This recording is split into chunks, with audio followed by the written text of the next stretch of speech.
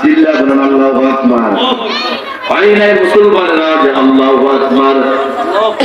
মুসলমান আল্লাহ গোলাম, হে নবীর উম্মতের দল, তাহলে আল্লাহ তাআলা আমাদেরকে আদেশ করে দিলেন ওয়াকাদা রাব্বুকা আল্লা তা'বুদু ইল্লা ইয়্যাহু ওয়া বিল ওয়ালিদাইনি ইহসানা।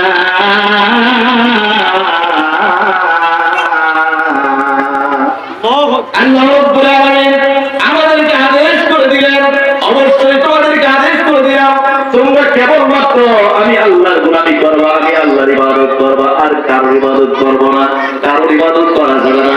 এই জমিনের মধ্যে কেবলমাত্র আমি আল্লাহর ইবাদত করবে, বলেন ঠিক কিনা?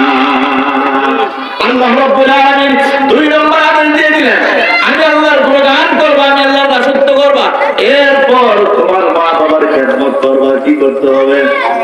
আল্লাহ কঠিন আদেশ দিয়ে দিলেন, একবার জোরে জোরে আদেশ করে দিলেন, আমি আল্লাহর গোলামি করবা, আমি আল্লাহর দাসত্ব করবা। এরপর আরেকটা আদেশ আমাদেরকে দিয়ে দিলেন, পিতা মাতার সঙ্গে খেদমত। খেদমতে মা বরকত কোন ইখতিয়ার, তাসবি আজমাল দৌলত বখতিয়ার। খেদমতে মা বরকত কোন সুবহান, মেরা সোনা রিজকে তো আজলা মকাম। একটুখানি নেকির ধরে হাসরের মাঠেতে বাবা ঘুরবে ছেলের পিছে, ছেলে বাবা লাগেছে।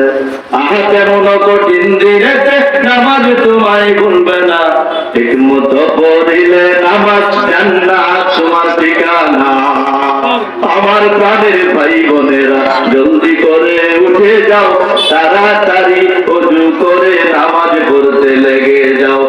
নবী বেনামাজি শাফায়াত করিবেন না, ঠিক মতো পড়িলে নামাজ জান্নাত তোমার ঠিকানা।